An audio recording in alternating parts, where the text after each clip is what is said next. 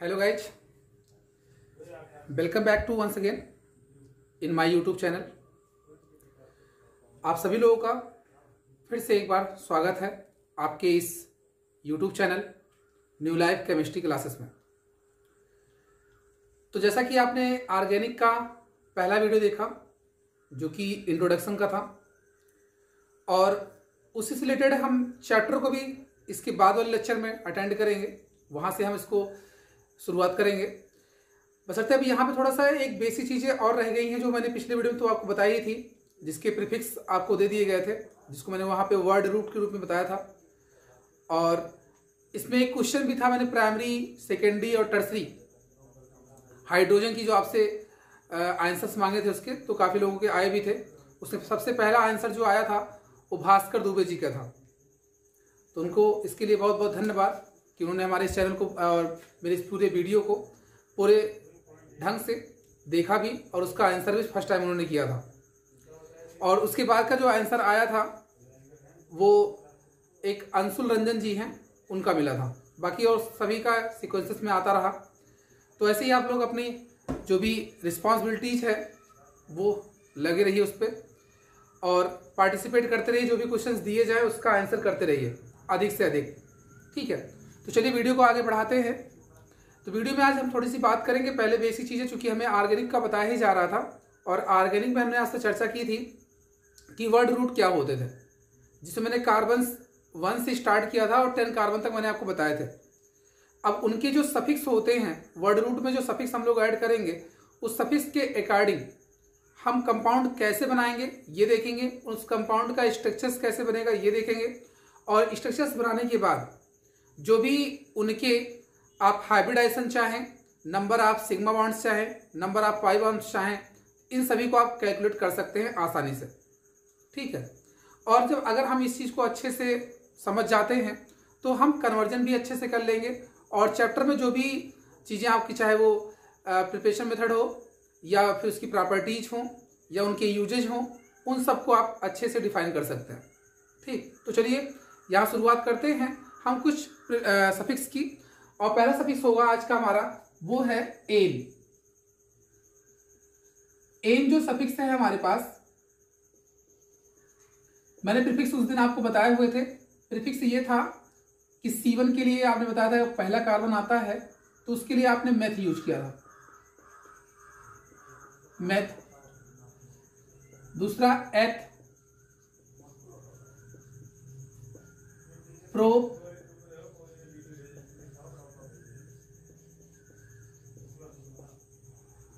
ब्यूट,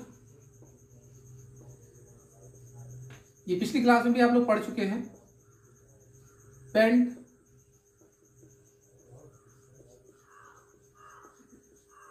hex,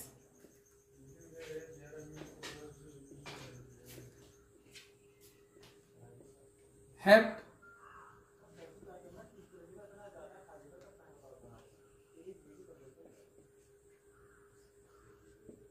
oct,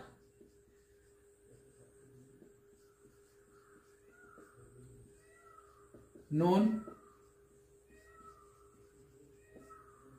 and dec. इसकी चर्चा हम आपसे पिछले वीडियो में कर चुके हैं, ठीक है। तो अब इसमें जो सफिक्स हम लोग ऐड करेंगे वो होगा एन का। और एन जो सफिक्स आपका है, इसमें जब आप इस प्रीफिक्स में जो आपको यहां दिखाए गए हैं वर्ड रूट के रूप में, आप जब इसमें इसको लगाते हैं तो होता क्या है कि इसके बीच में आप संगत जो भी यहाँ पे कार्बन चुन रहे हैं उसमें आप इस एन को ऐड करेंगे तो बनेगा क्या वहां पे, एल्केन ना। क्या बन जाएगा, एल्केन बन जाएगा। तो इस तरह से आप आसानी से देखिए, जैसे अगर मैं यहाँ पे इसके फार्मूले, जनरल फार्मूले की बात करूं तो CnH2n+2 ये एल्केन का सामान्य सूत्र है। और जहां n इसके परमाणुओं की संख्या को बताता है, n जो स्मॉल n वहां दिखाया जा रहा है वो परमाणुओं की संख्या को बताता है। और परमाणुओं की संख्या की अगर हम आपसे बात कर रहे हैं यहाँ पे, n का मान जैसे जैसे आप रखते जाएंगे, जैसे 1 2 3 4 ऐसा कुछ रख रहे हैं आप, तो वहां पे क्या होगा, ये आपको प्रीफिक्स मिलते जाएंगे, ठीक है। अब दूसरी चीज क्या है, इसमें जो भी स्ट्रक्चर्स हम लोग दिखाएंगे वो कार्बन और कार्बन के बीच में सिंगल बॉन्ड होगा। अर्थात हम यहाँ पे अगर एल्केन को डिफाइन करना चाहें तो ये कहते हैं कि कार्बन ऐसे हाइड्रोकार्बन जिनमें कार्बन की चारों संयोजकताएं एकल बंध द्वारा पूर्ण होती हैं। ऐसे हाइड्रोकार्बन जिनमें कार्बन की चारों संयोजकताएं एकल बंध द्वारा पूर्ण होती हैं वह एल्केन कहलाती है। ठीक, क्योंकि अगर हम ये कह दें कि ऐसे हाइड्रोकार्बन जिनकी श्रृंखला में कार्बन कार्बन एकल बंध उपस्थित होता है तो वो हमारे एल्केन कहलाते हैं। परिभाषा ये भी हमारी होगी। लेकिन अगर आप इसमें एक क्रॉस क्वेश्चन ये रख सकते हैं कि अगर मेथेन आ गया तो मेथेन में तो कार्बन कार्बन की बात तो हुई नहीं, यहां तो कार्बन और हाइड्रोजन आ गया। ठीक है, यहां पे जो आपका कार्बन था, मैंने परिभाषा आपको दो बताई कि ऐसे हाइड्रोकार्बन जिनमें कार्बन की चारों संयोजकताएं एकल बंध द्वारा पूर्ण होती हैं वह एल्कीन कहलाती हैं, या उनको हम संतृप्त हाइड्रोकार्बन भी कहते हैं। ठीक है, अब यहां पे अगर डिफिनेशन ये कह दिया जाए कि ऐसे हाइड्रोकार्बन जिनकी श्रृंखला में कार्बन कार्बन एकल बंध उपस्थित होते हैं वो आपके कहलाते हैं एल्केन, या इसी एल्केन को ही हम संतृप्त हाइड्रोकार्बन भी कहते हैं। तो कहने का मतलब क्या हुआ कि यहाँ पर एकल बंध तो है ही, वो आपकी दोनों डिफिनेशन जो होंगी वो अप्लाई की जाएंगी। यहाँ पे अगर हम दिखाना चाहें तो देखिए यहाँ पे कार्बन की चारों संयोजकताएं एकल बंध द्वारा पूरी हो रही है। बात की गई थी हाइड्रोकार्बन की, जो कि आप पिछली क्लास में पढ़ चुके हैं। हाइड्रोकार्बन जो कंपाउंड आपका केवल कार्बन और हाइड्रोजन से ही मिलकर बना होता है ना। जैसे अगर आप ये सोच रहे हैं कि सर मान लीजिए कि अगर हमने ये कंपाउंड ले लिया CCl4 के रूप में, तो क्या ये हाइड्रोकार्बन नहीं होगा? तो नहीं होगा भाई, क्योंकि इसमें क्या है, इसमें देखिए क्या कार्बन और क्लोरीन आ गया। यदि आप ये कहते हैं कि सर हमने यहां क्लोरोफॉर्म ले लिया ऐसा, तो क्या ये हाइड्रोकार्बन नहीं होगा? तो हाइड्रोकार्बन नहीं होगा, बट ये आपका कौन सा कंपाउंड? ऑर्गेनिक कंपाउंड होगा, बट ये हम इसको हाइड्रोकार्बन नहीं बोलेंगे। ठीक है ना, रीजन समझ में आ रहा है सबको?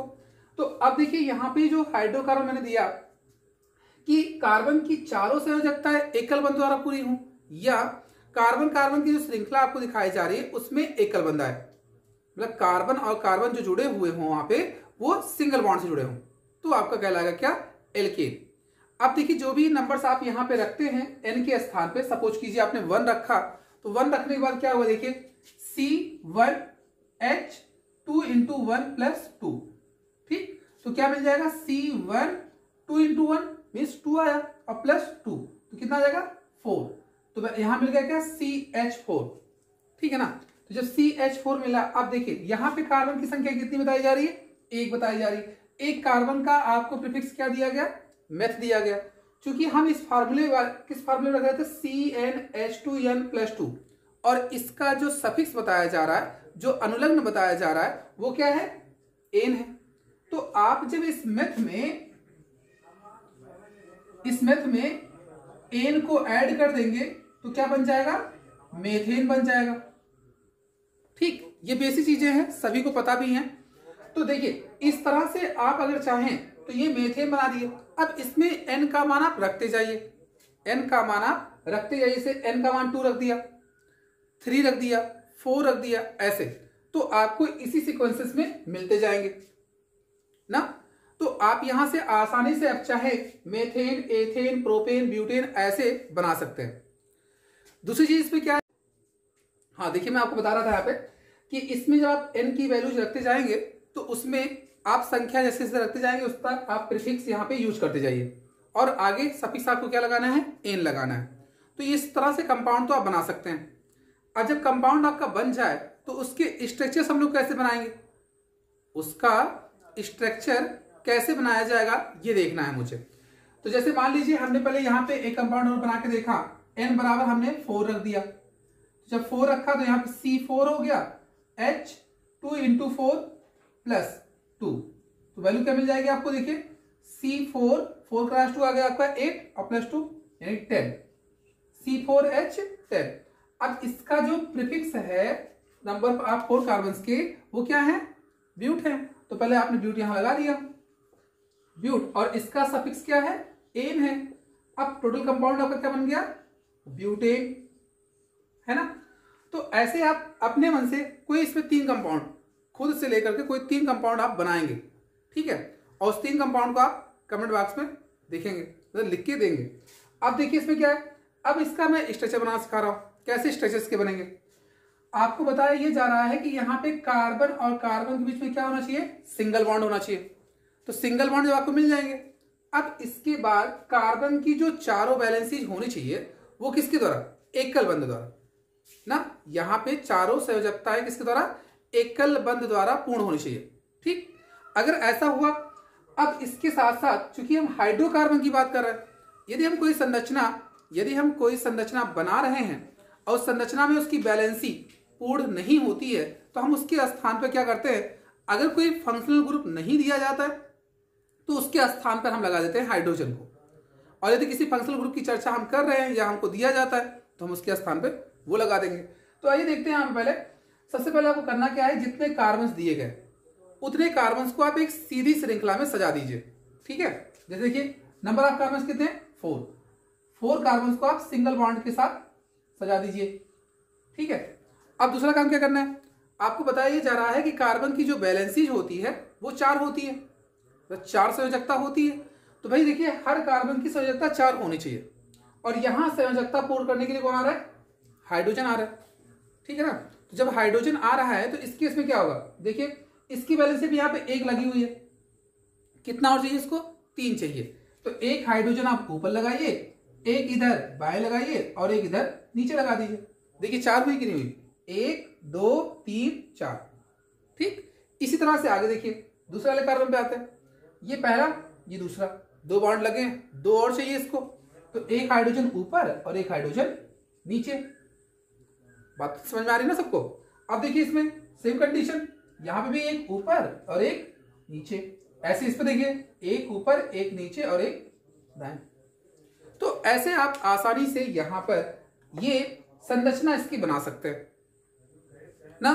अब ये संरचना आप जो यहां देख रहे हैं, जिसको आप ग्राफिक सूत्र बोलते हैं, तो आप में से इसमें जितने भी हमने दिखाए हैं प्रीफिक्स, इस प्रीफिक्स को लेकर के आप और इसमें एन को ऐड करके कंपाउंड बना सकते हैं। जो कंपाउंड बनेगा आपका वो होगा किसका, एल्केन का। अब देखिए यहां पर जो हम बात करेंगे, अगले जो कंपाउंड होगी हमारी, जो अगले सफिक्स की हम बात आपसे करने वाले हैं वो है ईन। क्या है, ईन। अब ईन का जो फार्मूला होता है वो होता है CnH2n, CnH2n। यहां पे जो आपको n रखना है वो 2 से प्रारंभ करना है, ठीक है। क्योंकि यहां एल्कीन का फार्मूला ये कहता है कि ऐसे हाइड्रोकार्बन जिनकी श्रृंखला में कार्बन कार्बन द्विबंध उपस्थित होता है, जिनकी श्रृंखला में कार्बन कार्बन द्विबंध उपस्थित होता है, मतलब कि कार्बन और कार्बन के बीच में द्विबंध आना चाहिए, तभी वो आपका एल्कीन श्रेणी का सदस्य कहलाएगा, ठीक है। आपको ये पता है कि कार्बन और हाइड्रोजन के बीच में कभी भी डबल बॉन्ड नहीं लग सकता है, क्योंकि हाइड्रोजन की वैलेंसी 1 होती है। और यहां पे अगर हम लोग CH2 रख देते हैं तो CH2 एक तरह से मेथिलीन ग्रुप होता है, हमारा मेथिलीन ग्रुप होता है, ठीक है, जिसको कुछ लोग मेथाइलिन भी पढ़ते हैं। तो मेथिलीन ग्रुप होते हैं, लेकिन वो मेथिलीन तब एक्टिव माना जाता है जब वो किसी मोर इलेक्ट्रोनेगेटिव एलिमेंट्स के साथ लगा होता है, ठीक है। किसी ऐसे कंपाउंड में, किसी ऐसे स्ट्रक्चर में वो हमारा एक्टिव मेथिलीन ग्रुप कहलाता है। कब कहलाएगा, जब उसके साथ मोर इलेक्ट्रोनेगेटिव एलिमेंट्स या ग्रुप्स लगे होंगे, ठीक है। तो उसकी चर्चा हम आपसे कंपाउंड में करते रहेंगे आगे। अभी हम आप सबको ये बता रहे हैं कि यहाँ n की वैल्यू जो आपको रखनी है यहाँ पे वो 2 से स्टार्ट करनी है और आप उस पर रखते जाएंगे। तो जब आप 2 यहाँ पे रखते हैं, जैसे सपोज करिए यहाँ पे आपने 2 रखा, तो देखिए क्या मिल जाएगा आपको,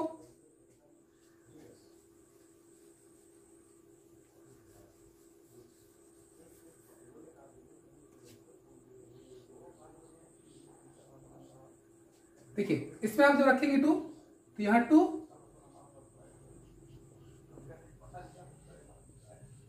C2H4 ना। तो C2H4 में देखिए क्या है, अब आपके पास यहां नंबर ऑफ कार्बन कितने हैं, 2। नंबर ऑफ कार्बन कितने हैं, 2 हैं। तो जब आप 2 यहां देखिए प्रीफिक्स क्या है इसका, H है, जिसको आपने वर्ड रूट बोला हुआ था, ठीक है, भूलना नहीं किसी को। यहां हो गया एथ। अब इसमें चूंकि इस बार का सफिक्स क्या है, इन है, इस बार का सफिक्स क्या है, इन है, तो आप इसमें इन को ऐड कर देते हैं, तो कंपाउंड बन गया क्या हमारा, एथीन। ठीक है, क्या बन गया, एथीन बन गया। अब ऐसे ही आप देखिए N इक्वल टू 5 रख लीजिए, तो C5 2 क्रॉस 5, तो C5H10 हो गया ना। अब C5H10 आपको जब मिल गया तो आप देखिए 5 के लिए यहां पे क्या बता था मैंने, पेंट, आप यहां पेंट लिखते हैं। अब प्लस किसको ऐड करेंगे, इन को, नाम क्या बना इसका, पेंटीन। समझ पा रहे सब लोग। तो इस तरह से आप इसके कंपाउंड्स बना ले जाएंगे। जब कंपाउंड आपके यहां बन जा रहे हैं, अब उनके नाम भी आप जान गए, इसके भी आपको 2 कंपाउंड बनाने हैं खुद से। ठीक है, तो जब 2 कंपाउंड आपके बन जाए, अब उनका स्ट्रक्चर आप अपनी कॉपी में ही देखेंगे, कॉपी में बना के रखेंगे। तो देखिए क्या होगा इसमें, जैसे C5H10 आपको दिया गया, इसका संरचना हमको बनाना है। कहा हमसे क्या जा रहा है कि इसकी श्रृंखला में कार्बन कार्बन द्विबंध होना चाहिए। ठीक है, जब कार्बन कार्बन द्विबंध की बात की है, यानी पूरी श्रृंखला में एक कार्बन कार्बन द्विबंध आना चाहिए। अभी तो देखिए सबसे पहले हम लोग क्या करते हैं कि इसे 5 कार्बन एक सीधी श्रृंखला में हमने सजा दिया, जितने कार्बन दिए जाएंगे उतने लगा दीजिए। अब किसी भी कार्बन, चूंकि कोई कंडीशन तो दी नहीं गई है कि इस कार्बन के पास होना चाहिए डबल बॉन्ड, तो किसी भी कार्बन के पास आप क्या करिए, डबल बॉन्ड लगा दिए कार्बन कार्बन के बीच में, जैसे कि यहाँ पे लगा दिया मैंने, शेष को सिंगल बॉन्ड से। ठीक, अब कार्बन की वैलेंसी में बताई कितनी गई, 4। जब 4 वैलेंसी बताई गई हमें, तो उसके लिए हम लोग क्या करेंगे, देखिए इस वाले कार्बन के पास अभी एक ही बॉन्ड है, कितना चाहिए इसको, 3 और चाहिए, तो एक हाइड्रोजन ऊपर, एक हाइड्रोजन यहां दाएं और एक यहां पे नीचे, हो गए 4 इसके। इस वाले देखिए 1 और 2, 2 और 1 3 हो गया, इसको एक और चाहिए। इसी तरह से देखिए 2 और 1 3, 1 4, 1 और 1 2 3 हो गया और ये 4 हो गए। इसमें देखिए 1, ये 2 और ये 3। इस तरह से आपने इसका स्ट्रक्चर बना लिया।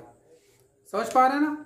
अब सेम कंडीशन में ऐसे ही मैं एल्काइन का सामान्य सूत्र बता रहा हूं, उस एल्काइन के जनरल फार्मूले के आधार पर आप इसका कंपाउंड बनाएंगे। वो देखिए कैसे बनेगा, आइए चेक करते हैं उसको भी। और सभी लोग पहले एल्कीन के 3 बनाएंगे और एल्कीन के 2 बनाएंगे और एल्काइन का 1 बनाएंगे। ठीक है ना। देखिए यहां पे आप क्या लगाएंगे, आइन, आइन, आइन। तो देखिए इसमें क्या है, इसमें कार्बन कार्बन के बीच ट्रिपल बॉन्ड, क्या होना चाहिए, ट्रिपल बॉन्ड होना चाहिए। और इसका जो जनरल फार्मूला है CnH2n-2 है, CnH2n-2 है। अब आप देखिए जब ऐसा करते हैं, यहां n बराबर 1 पर कोई भी एल्काइन नहीं बनता है, n बराबर 1 पर कोई भी एल्काइन नहीं बनता है। तो मतलब क्या हुआ यहां पे, अगर आपसे ये कहा जाए एल्काइन श्रेणी का जो पहला सदस्य होता है उसे कहते हैं आप एसिटिलीन। क्या, एसिटिलीन। तो एसिटिलीन इस श्रेणी का प्रथम सदस्य माना जाता है और साथ ही साथ उसका जो आईपीसी नाम आप रखते हैं वो एथाइन कहलाता है। क्या, एथाइन। एल्काइन श्रेणी का जो फर्स्ट मेंबर होता है, जो पहला सदस्य होता है, वो कौन है, एसिटिलीन है, या इसी को आप क्या बोलते हैं, एल्काइन सॉरी एथाइन बोलते हैं। ठीक, एसिटिलीन एक ऐसा सब्सटेंस होता है जो धातुओं को, एसिटिलीन एक ऐसी गैस होती है जो धातुओं को काटने अथवा जोड़ने में प्रयुक्त की जाती है। ठीक है, याद रखिएगा। अब देखिए यहाँ पे n बराबर 1 पर कोई कंपाउंड बनेगा नहीं। देखिए अगर n बराबर 1 आप रख देते हैं तो 2 × 1 -2 0 हो गया, यानी हाइड्रोजन खत्म। और जब हाइड्रोजन खत्म हो गया सिर्फ कार्बन बचा। हम तो यहाँ पे हाइड्रोकार्बन की चर्चा कर रहे थे आपसे, तो इसलिए यहाँ पे n बराबर 1 पर बनेगा नहीं। अब n बराबर 2 आप रखते हैं, जैसे जब 2 रखा आपने तो C2 2 × 2 -2, तो C2H2, क्योंकि 2 दूना 4, 4 में से 2 गए, 2 आ गए, तो C2H2 आ गया। अब देखिए इसका जो प्रीफिक्स है 2 कार्बन का, वो क्या है, एथ है, तो एथ आपने लिखा और इसमें ऐड क्या किया, आइन, तो नाम क्या बन गया इसका, एथाइन। समझ रहे ना सब लोग। अब देखिए इसी तरह से आप n बराबर 5 रख देते हैं तो वैल्यू क्या मिल जाएगी, कैलकुलेट करके देखिएगा, C5H8, तो क्या बन जाएगा, पेंट प्लस आइन, तो नाम क्या हुआ, पेंटाइन। क्या सुनना है, पेंटाइन, ना कि कंटाइन। ना, जान गए होंगे। तो पेंटाइन हो गया। इस तरह से आप एल्केन, एल्कीन और एल्काइन के नाम और स्ट्रक्चर्स खुद से बना सकते हैं ना। और इसका भी एक स्ट्रक्चर, एक इसके कंपाउंड्स नेम और उसका फार्मूला, वो आप भी कमेंट बॉक्स में इसको लिखेंगे। ठीक, सभी लोग को लिखना है ये। और अगर इस बार आंसर कम आया तो ये जान लीजिए अगली बार मैं वीडियो पढ़ा इसमें आगे कंटिन्यू नहीं करूँगा, क्योंकि अगर किसी को इंटरेस्ट ही नहीं है पढ़ने में, फायदा क्या है, एनर्जी और एमबी दोनों लॉस करने से। समझ रहे होंगे ना। तो देखिए इसके स्ट्रक्चर बता देता हूँ। इसमें क्या है, कार्बन कार्बन त्रिबंध आना चाहिए। क्या आना चाहिए, त्रिबंध आना चाहिए। तो देखिए 1 2 3 4 5। अब आप त्रिबंध कहीं लगा दीजिए, चलिए आप लगा देते हैं, बाकी सब सिंगल बॉन्ड से। अब देखिए कार्बन की वैलेंसी कितनी बताएगी आपको, 4। तो 3 यहाँ पे ऑलरेडी लगे हैं, कितने और चाहिए, 1, तो 1 यहाँ लग गया। इसके ऑलरेडी पूरे हैं, इसको मतलब नहीं, इसके पास 2 चाहिए, चलिए 1 ऊपर और 1 नीचे, ऐसे 1 यहाँ 1 नीचे, 1 ऊपर 1 नीचे और 1 बाहर। इस तरह से आप संरचना बना सकते हैं ना। यहां तक की बात तो समझ में आ रही है ना सबको। अब तो इसके आधार पर आप एल्केन, एल्कीन और एल्काइन को आसानी से डिफाइन कर सकते हैं। साथ ही साथ इसी में अगर आप क्या करते हैं कि एक एल्किल को लिखना चाहते हैं, किसे, एल्किल को, तो एल्किल वो होता है किसी संतृप्त हाइड्रोकार्बन से, किससे, संतृप्त हाइड्रोकार्बन, जो कि एल्केन आपने बताया था अभी स्टार्टिंग में। तो किसी संतृप्त हाइड्रोकार्बन से यदि एक हाइड्रोजन परमाणु वहां से प्रतिस्थापित कर दिया जाता है, यानी कि हटा दिया जाता है, एक हाइड्रोजन परमाणु वहां से हटा दिया जाता है, तो जो भी आपका फार्मूला बचता है, जो भी फार्मूले आपके आते हैं वो कहलाते हैं एल्किल। क्या कहलाते हैं, एल्किल। ठीक है, जिसको मूलक भी कहते हैं आप। तो इस तरह से आप इसको पहले रिवाइज करिएगा। ये एकदम बेसिक है, कुछ लोग पढ़े भी हैं पिछली क्लास में 11th में काफ़ी अच्छे से, 11th में और 10th स्टैंडर्ड में भी पढ़ाया गया है ये। तो इसको आप लोग थोड़ा सा सिर्फ रिवीजन करिए बढ़िया से। बाकी जो टॉपिक आपका स्टार्ट होगा वो अगली वीडियो में बताएंगे आपको। और इस वीडियो को अधिक से अधिक शेयर किया कीजिए, साथ ही साथ लाइक किया कीजिए। और अंत में जो भी आपके फ्रेंड्स ग्रुप हों, जो भी स्टडी रिलेटेड ग्रुप हों, उनमें इसको उनसे इसको सब्सक्राइब भी करवाया कीजिए। ठीक, तो आज के लिए बस इतना ही, मिलते हैं अगले वीडियो में। धन्यवाद।